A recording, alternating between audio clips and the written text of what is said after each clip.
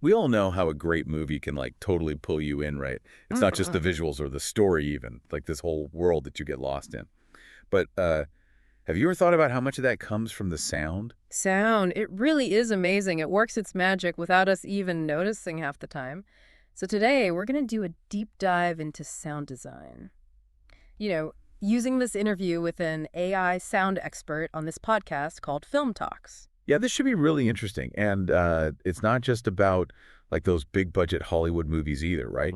We're going to figure out why sound is like the foundation for every film, even the ones made on a super tight budget. I think that's a great place to start. There's this misconception that sound is just a technical detail you can fix later in post-production. But that's like saying you can add the foundation to a house after you've already built it. Yeah, okay, I see what you mean. So where do we even start with understanding sound design? Like what makes Yeah. it so important? Well, Walter Murch, this legendary film editor and sound designer, he said that sound is the glue of the film experience. But what does that actually mean? Well, sound is like that invisible thread, the one that stitches together the visuals, the emotions, and the story itself. Okay, so it's not just about making things louder or clearer. It's more about using sound to shape how the audience experiences the film. Exactly. Think about a film like The Social Network. You've got brilliant acting, great visuals, but it's the sound design that really pulls you into that world. The servers humming, those big echoing halls at Harvard, even those subtle little keyboard clicks, all of that creates this atmosphere of tension, of ambition. Yeah, I get that. It's like you can feel the energy of those characters just through the sound. Exactly. Each sound is a choice, adding a layer of meaning, deepening the connection for the audience. Okay, this is fascinating. Yeah. But why is sound neglected so often, especially in lower budget productions? Why does that happen? Well, there are a couple of reasons. First, you've got the budget. Filmmakers, they want to spend on what they can see: the cameras, the lights, the sets. Sound equipment, it's not as glamorous. Yeah, I know what you mean. I'll admit I've totally thought, we'll just fix the sound in post. More than a few times. Why is that such a mistake? Because great audio starts on set. Mm. It's the foundation. You can fix some stuff in post production, sure, but it's always better and usually cheaper to get it right from the beginning. Like building a house, it's all about that solid base.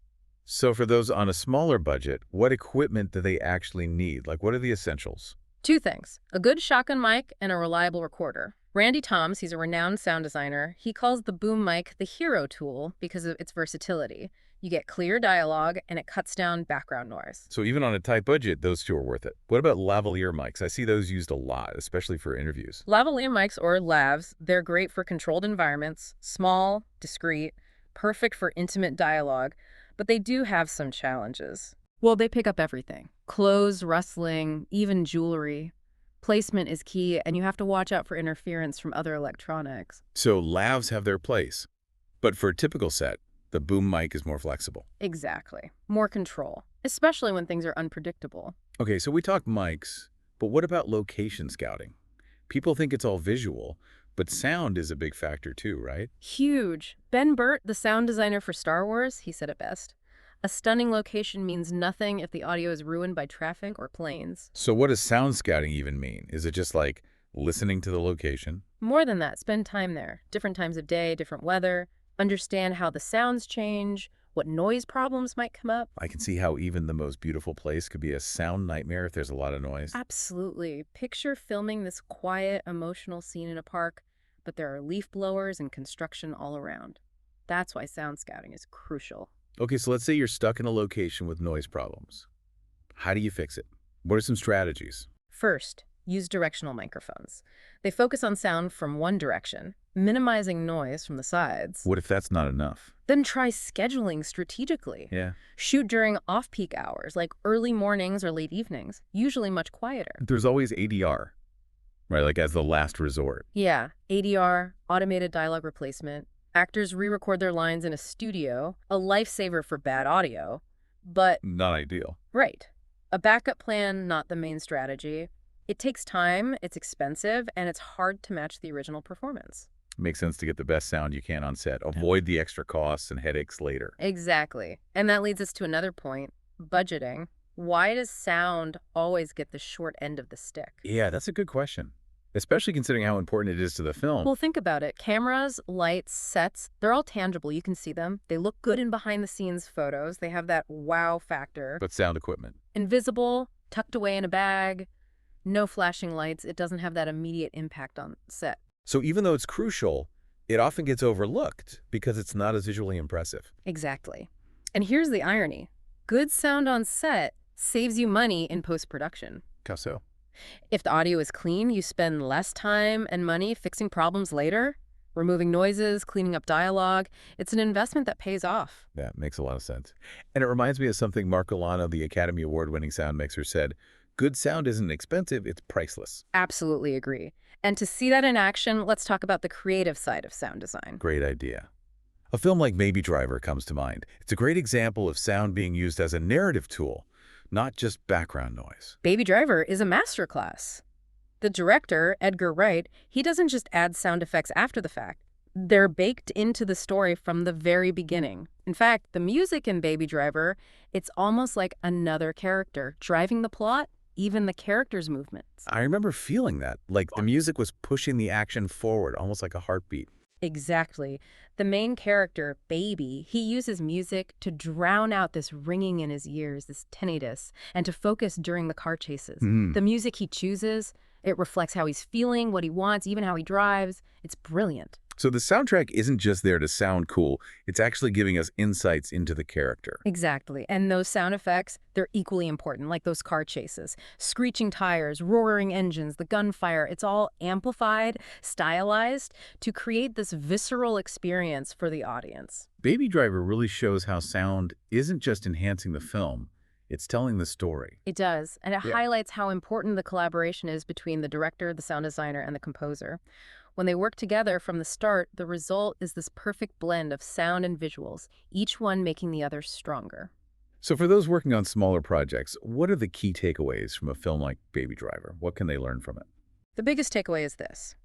Effective sound design doesn't have to be expensive or complex. It's about making choices, thinking creatively, using sound to tell your story in a way that's unique. So you can create a powerful cinematic experience even without a Hollywood budget or an orchestra. Exactly. Sometimes simple is best. Remember our talk about silence and natural soundscapes? Those are tools everyone can use, no matter the budget. That's a good point. It's not always about adding more. It's about using what you have in a creative way. Exactly. And don't be afraid to experiment. The beauty of sound design is that there's no single right way to do it. Play around, break the rules, and see what works for you. I love that. It's all about finding your own voice and using sound to express it. Yeah. Okay, we've covered a lot today. The importance of sound, the essential equipment, location scouting, budgeting, and even some creative tips for working with limited resources. Before we move on, can you give us like 3 practical tips, 3 things that filmmakers can use to make their sound better? Absolutely. First, always record room tone. I hear sound mixers say that a lot, room tone. But I've never really understood why it's important. Can you explain? Think of recording the silence of a library. It's not really silent, is it? There are these subtle sounds. That's room tone. Record 30 seconds to a minute of this for every location. It's gold for post-production. So how does that help? What does it do? It lets sound editors seamlessly blend dialogue, sound effects, and music. It creates a smooth soundscape. Without room tone, edits can sound jumpy and unnatural. So room tone makes everything blend together. Got it. What's the second tip? Talk to your sound team. Tell them about your vision for the scene, the mood you want, the emotions, specific sounds you have in mind. So don't just hand them the script and say, figure it out. Exactly. The more they know, the better they can support your vision. That makes a lot of sense. And what's the third tip? This one's simple but important. Unplug refrigerators and anything else that hums or buzzes before you start filming. The dreaded refrigerator hum. I've heard about that. A sound mixer's nightmare. But it's so easy to avoid with a little planning. Anything else to watch out for? Other noise culprits. Air conditioners, fans, fluorescent lights, anything that makes that constant hum or buzz. Good to know. And is there a way to remember to plug everything back in after the shoot? Absolutely. Put your car keys inside the fridge before you unplug it. That way you can't leave without plugging it back in. Brilliant. So simple, yet so effective. It shows that a little bit of planning goes a long way. Exactly. It's all about creating a professional and efficient workflow on set. So we were just talking about Baby Driver as like the perfect example of creative sound design. Can you tell us a little more about how that film uses sound to, like, tell the story? Oh, Baby Driver is a perfect case study. Edgar Wright, the director, he's not just throwing in sound effects after they've shot the film. It's all part of the plan from the very beginning. The music in Baby Driver, it's like another character, you know? It's driving the plot forward, even the way the characters move. Yeah, I remember thinking that when I watched it, like the music was pushing the action forward, almost like a heartbeat. You got it. And the main character, Baby, he uses music to deal with this ringing in his ears, tinnitus, and to focus during all those crazy car chases. The music he listens to, it actually shows you how he's feeling, his motivations, even his driving style. It's pretty amazing when you think about it. So the soundtrack isn't just there to be cool, it's actually giving us clues about the character. Exactly. And all those sound effects, they're just as important. Take the car chases, for example. Screeching tires, roaring engines, gunfire, it's all amplified, stylized to give the audience this crazy, intense experience. So Baby Driver really shows us that sound can actually tell the story, not just enhance it. It really does. And it shows you how important collaboration is between the director, the sound designer, and the composer. Yeah. When they're all on the same page from the start, you get this amazing blend of sound and visuals. They lift each other up, you know? That's cool. So for those filmmakers out there who might not have the budget of a Hollywood movie, what can they take away from a film like Baby Driver? The biggest takeaway is this. Good sound design doesn't have to be super expensive or complicated. It's about making deliberate choices, thinking outside the box, using sound to make your story unique and compelling. So even without a huge budget, you can still create a great experience for the audience. Absolutely. Sometimes the best sound design is the simplest. Remember when we talked about silence and natural sounds? Those are tools that everyone can use no matter what their budget is. Yeah, that's a great point. It's not always about adding more. It's about using what you have creatively. Exactly. And don't be afraid to experiment. The great thing about sound design is that there's no one right way to do it. Try things out, see what works, have fun with it. I love that. So it's about finding your own unique style and using sound to express it. Speaking of finding your voice, is there anything like a sonic signature that filmmakers can develop? That's a great question, and the answer is yes. Just like a visual style, filmmakers can develop their own approach to sound. Think about directors like Quentin Tarantino, David Lynch, or Wes Anderson. They all have these signature sounds that you just know are theirs. So it's not just about following the rules. It's about developing your own instincts and preferences. Exactly. It's about finding the sounds that work for your films, which comes from experience, trying things out, and pushing the boundaries. So finding the sounds that resonate with you and using them to create an authentic experience. You got it. And that's something any filmmaker can strive for. Doesn't matter how experienced you are or what your budget is. Okay, as we start wrapping up this deep dive into sound design, what are some of the main points our listeners should take away? The most important thing to remember is this. Sound is more than just a technical thing. It's an art form. It's a way to tell stories and make the whole movie experience better. Don't underestimate it. Invest in it, learn about it, and get creative. No matter what kind of project you're working on, big or small, sound can really make a huge difference. It's never too late to start paying attention to sound. The more you listen, the more you'll see how powerful it is. It can shape your stories and keep your audience hooked. You know, it's funny. I've started to realize that the sounds of everyday life can be just as interesting as the sounds in a movie. Totally. The world is full of these amazing sounds. We just have to be open to hearing them and think about how we can use them in our stories. That's a great point. And on that note, let's move on to our final thoughts on how sound design is changing the world of film. So we're back, continuing our deep dive into the world of sound design. You know, it's amazing. I'm noticing sounds in films so much more now. It's incredible, isn't it? Once you start paying attention to sound, you can't unhear it. You realize how much it shapes the entire experience. It's like you unlock this whole new layer of the film. And it's not just for the pros, right? Anyone can learn to use it no matter what their budget is. Absolutely. That's what I love about sound design. It's always evolving. There's always something new to discover, whether you're just starting out or you've been doing this for years. We've talked about the technical side, the creative side, even how important it is for everyone to work together.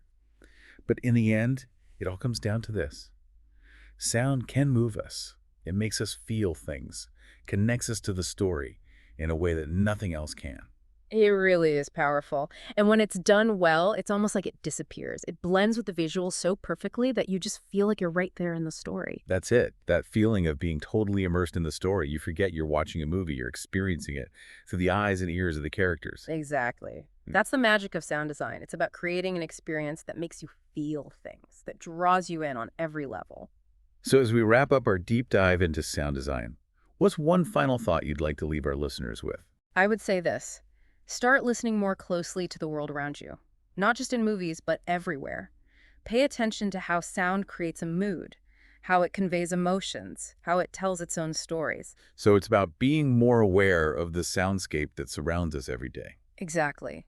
And you might be surprised by what you find. The rustling of leaves, the sound of a train going by, the laughter of children playing in the distance. Those sounds can move us, inspire us, connect us to something bigger than ourselves. And maybe even inspire you to use those sounds in your own creative work. That would be amazing. The world is full of stories, just waiting to be told, and every sound has the potential to be part of one. That's a beautiful way to put it. And it's a perfect note to end our deep dive on. Thanks for joining us as we explored the incredible world of sound design. We hope you've learned something new and that you'll keep discovering the power of sound in all its forms. It's been my pleasure. Thanks for having me. And to all of you listening out there, keep exploring, keep listening, keep creating. There's a whole world of sound out there waiting to be discovered.